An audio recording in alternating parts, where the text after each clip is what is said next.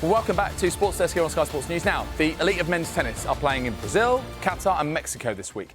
It's no secret that top pros have to rack up the air miles to compete at the very highest level, so it follows that they will have a larger carbon footprint than you or me. But how about taking the first step to tackling that? Enter the ATP Carbon Tracker. It's an interactive app where players can track their tournament travel, understand their carbon emissions and make more conscious travel decisions. So it ran for the first time in 2023. Let's show you now the top 10 who performed the best, who were amongst the most sort of climate positive players. Well, some familiar faces and names here, the likes of Cameron Norrie, third, Jamie Murray, of course, prolific doubles player, eighth, the 2020 US Open winner Dominic Thiem, big climate advocate, a Grand Slam finalist, twice in fact, Stefanos Tsitsipas.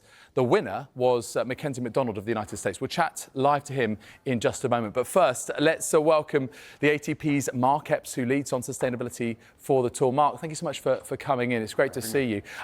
First of all, we just need a brief explainer. How does the Carbon Tracker work? Sure. So the app Carbon Tracker, we built it last year together with our partner Infosys.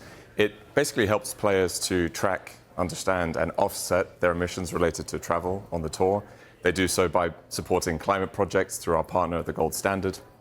And, when you look at tennis as a sport, somewhere from 85 to 90% of our total emissions come from travel. Yeah. So clearly it's our priority from a sustainability point of view. Yeah. It also happens to be the most challenging thing to solve for because of the nature of who we are. We run a global tour. So it's been a really positive story for us, and I think at a high level it speaks to the fact that we're taking on really the big challenges. We're not shying away from it, and we're also innovating to try and find solutions. It's the best way, and I think you're right about travel. We had a similar project in the summer, Sky Zero, Travel Green, to protect the sports you love, because 85% of any sports events carbon emissions come from travel, fan travel. What about the players? How did they react when you told them about this idea, Mark? Yeah, it was really interesting. It was a really interesting journey to go on with the players. You've got a spectrum, right? You've got players for whom this has been very important for them for some time. Didn't need much convincing to come on board. Then you had some players who were maybe sort of at the start of their sustainability journey who, for them, the main feedback we got was, wow, suddenly it's so simple to come on board and get involved. But I think the most profound change that we've seen is that players have become much more confident in speaking about the issue, which is so important. Typically, sustainability, some players are quite reticent to talk about it because of the fact they travel so much. Yeah. And the app really empowered them to feel confident, to say, okay, travel is part of my job. It's unavoidable, but I'm aware of it, I'm understanding it, and I'm doing something about it, which has been so great. Yeah, exactly. And listen, we understand that the scrutiny on them is incredibly tight and huge. And, you've got to make them feel comfortable, give them that entry point. And in fact, those sentiments are echoed by some big-name players who've given you support for this, including the 2022 Wimbledon semi-finalist, the British #1, in action right now in Rio. And that is Cam Norrie, who said this: travel is an unavoidable part of what we do, as Mark said, but as players, we're also conscious of the responsibility that we have to take action. What about a man who's always there or thereabouts at Grand Slams, a serial quarter-finalist, it seems, Andre Rublev, the world #5. He's very passionate about this too. He says, Carbon Tracker is the perfect first step. It will help me understand how to choose my travel better. So those two, both in the top 10. But let's speak to the winner, shall we? We've got to talk to the top man as far as the Carbon Tracker is concerned. Here he is, Mackenzie McDonald, who joins us live from Orlando, Florida. Thank you so much for sparing the time, Mackenzie. Really appreciate it. Congrats on being the top player in the 2023 ATP Carbon Tracker. So first of all, tell us how you found using it, and also what's the biggest thing you've learned in doing so? Yeah, thanks for having me, first of all. I find the app to be super interactive, super user-friendly. I think that's really nice for us tennis players. ATP has done a great job about how we can use the app just in an easy way, and I think that's shown with the number of guys we've had. Along with that, I think I've just learned how much we travel. Of course, I maybe traveled the most this year, so that's something I learned for myself. But this being kind of the first year, I think it's just nice that we all have gained awareness for how much we travel. I actually didn't know that, for our sport, 90% is quite significant for our impact in sustainability. So I think if we're just aware of that, and if we can bring that number down or change it up, I think we're just learning along this process. And as Mark It's a journey, isn't it? It is something that, you take at your own pace, and some people really crack on with it. Others, just take their time. So this is a first step, as Andrei Rublev says. Offsetting isn't the end solution. It's not the finished article. It is a part of this whole topic. Are you seeing attitudes change among your fellow pros, Mackie, in terms of when it comes to travel and thinking more sustainably, or indeed just the whole climate sustainability space? I wouldn't say attitudes have significantly changed, but I think the opportunity to learn has grown. And I think from the players' perspective, there are a lot of players, maybe, the guys from Japan or Germany or Sweden that, we see are very aware of this, or even myself being from the Bay Area.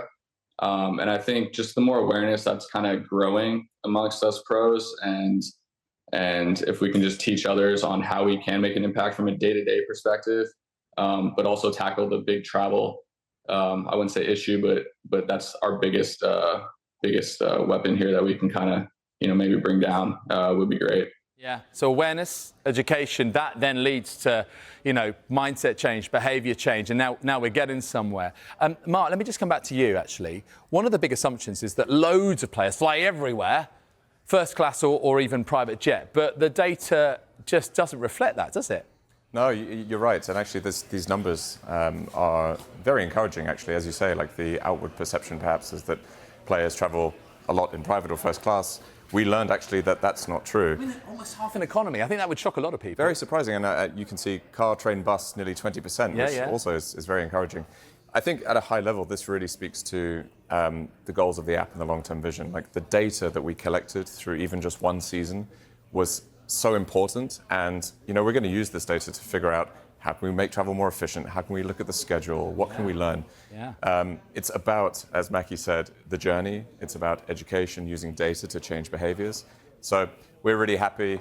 Year one was such a success, and we're really looking forward to season 2. Look, it might be well for sort of, year 3, year 4, it's calendars, tours, it's such a big thing. I've always thought about, Kanash's series. Why do we go around the way that we do? If you're playing in Australia, why not you follow the coastline? It's much shorter rather than crossing over to Perth halfway through and then crossing back to Melbourne. Do you know the number I most like, though? This one. 201 players engaged. A great start. Mackie, can I just come back to you? Tracking travel, offsetting travel, that's one thing. But what else do you do in your life that is sort of sustainably minded to try and live a little bit more low carbon? Can you give us a few examples? Yeah, I mean, I take pride in it just being from the Bay Area. In elementary school, we learned to, turn off the faucet even while we're brushing our teeth. Or, I was super conscious of reduce, reuse, recycle, just being from that area. So I definitely took that to my new home here in Florida. And then when I'm on the road, I definitely am aware. When I go to some of the countries, I can definitely take notice of who or what type of countries are kind of showing that same type of impact. And then again, it's just for me doing my best on a day-to-day. Being a tennis player, along with Charles, we get a lot of clothes, we get a lot of equipment, tennis balls.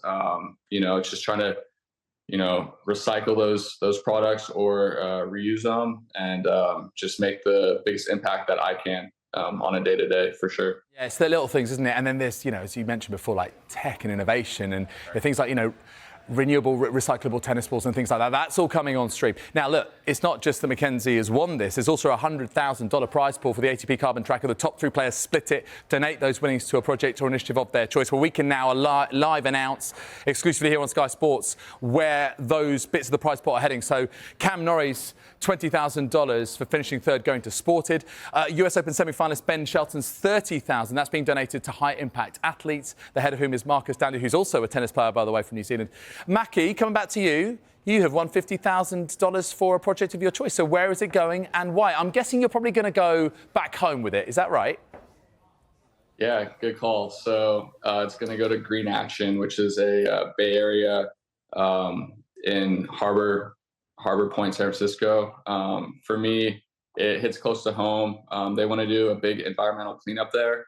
And also it's a place where Arthur Ashe 40 years ago visited and helped open 4 tennis courts. So for me, impacting somewhere where a UCLA Bruin, a college I went to with Arthur Ashe, it directly impacts tennis in a way, and it helps a place close to my home. So for me, it was a pretty easy decision to help Green Action here. And I look forward to kind of visiting there and seeing the impact that this $50,000 has.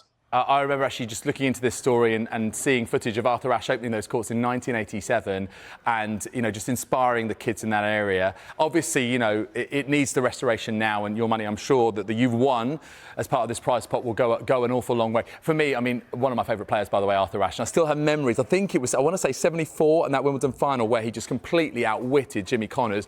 Connors with all of the pace and the power, and Arthur Ashe just that little bit. Am I right, Mackenzie? Have I got the right year? I think it was 74. It's definitely in the 70s, for sure. Mark, what is the next step here? Where can you take the Carbon Tracker next? What else can we look forward to? Yeah, great question.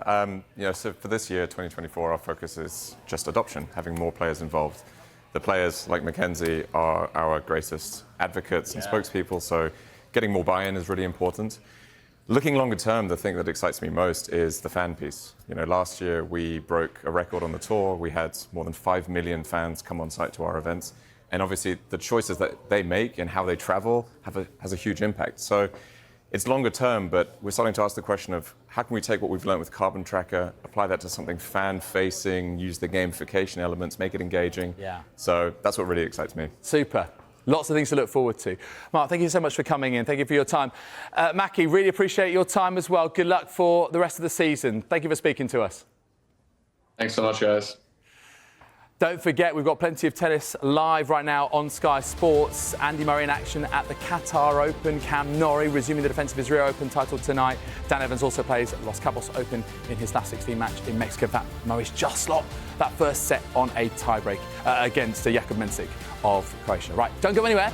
Come up next, we'll be joined by a very special guest, the former Chelsea midfielder, current Greece head coach Gus Poyet will be here in the studio. This is Sports Desk.